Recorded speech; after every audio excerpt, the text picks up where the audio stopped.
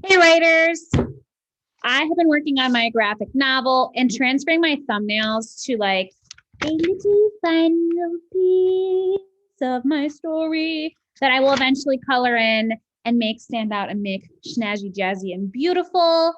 But for now, I'm working on drafting in pencil. So I want to talk to you and kind of draft with you today to kind of think about some story components we want to consider and maybe add as we take our thumbnails and start actually publishing these ideas. So you are welcome to get your work out and start kind of drawing along with me, taking in what I say.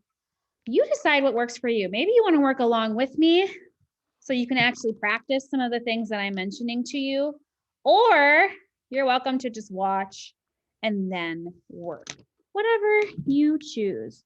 My camera is so blurry. There you go. That's a little improvement.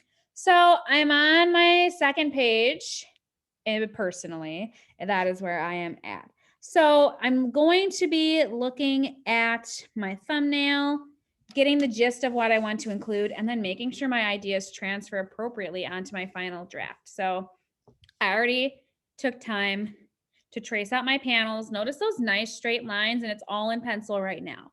Keep that in mind.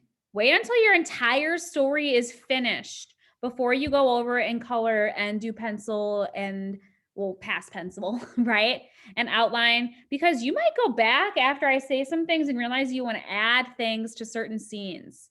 It's going to be really hard to do that over marker, okay? So I left off at the end of scene 1. You guys know Sally's story all too well. She left off walking away from that cute little puppy in the window. She did not have any money. So my first little panel on top is showing that Sally's rushing home. She's still sad, but had an idea. So last time we talked about the importance of writing it out and then kind of tracing the outline. So Sally rushed home. That's a really basic statement. Like, Sally rushed home. It's important to kind of tell our story using the pictures just as much as the words, but I want to make that stand out. I think what I'm going to do, I noticed this in our read aloud story and on some other graphic novels that I've read. I'm going to make that bold to really emphasize that this girl is running. So, though she was still sad,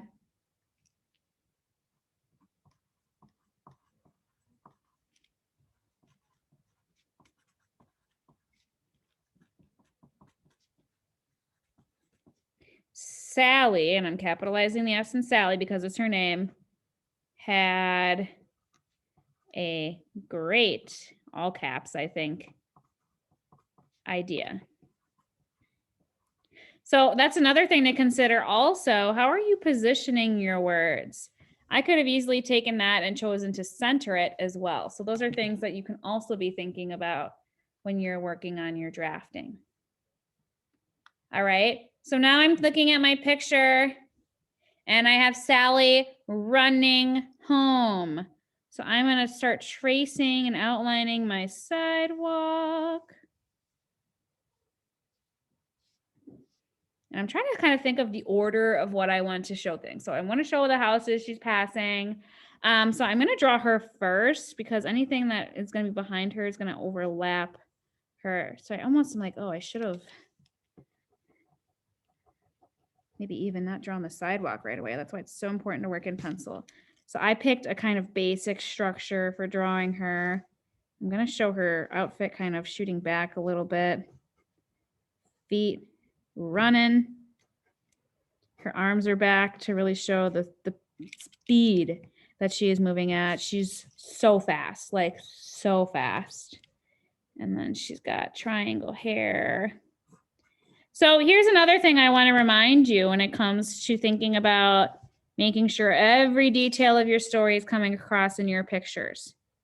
Think about how your characters are moving and their expression to help us kind of get to know the characters and their thoughts too. So expression, what is her face going to be if she's running home, but she's a little sad? I'm going to have her eyes when I'm running. I'm like, right? I cannot breathe. And like, what kind of face do you make when you're sad? You're kind of like, So her eyebrows might be a little down. Maybe I'll have a little tear running down her face. I also want to show how she's rushing, how fast she went. So sometimes you'll see like that's the wind moving behind her, right? She is cruising and moving along. And then I'm going to set the scene. Right? So I'm kind of thinking about what's my character doing? How are they moving? What is the scene? So she's running home. I'm going to kind of put some houses nearby and behind her to show that she is in a neighborhood.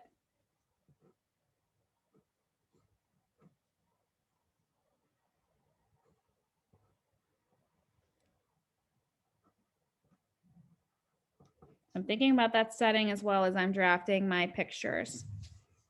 The next thing that she says is, I need a job. So now she's going to make it home and she's going to say, I need a job. So I'm going to start setting that scene. I think I'm going to change my perspective on this and zoom in a little bit. And have her finally making it home. I like that when I was thinking of this before, I noted the mailbox because that's where people go to get the newspaper. And the next scene is going to be her looking in the newspaper. So she was a little sad before. I don't know if it's going to make sense for her to be happy, but maybe like, I need a job. And she's thinking that. Here's the next thing. I noticed on my draft, I had the thought bubble go outside the panels. Are you going to have some bubbles go outside your panels or stay in? I think I might have this go out. I think that's going to be kind of fun. I need. That's like all caps bold, right? A job. And then I can go ahead and draw my bubble around it. Excellent. And then I can kind of see the outline of my lines and retrace it. So I'm going to continue on drafting her house and her mailbox, but I want to keep in mind, and I want you to keep in mind some of the tips I offered today as you continue working on your final draft after reviewing your ideas from your thumbnail. Happy working.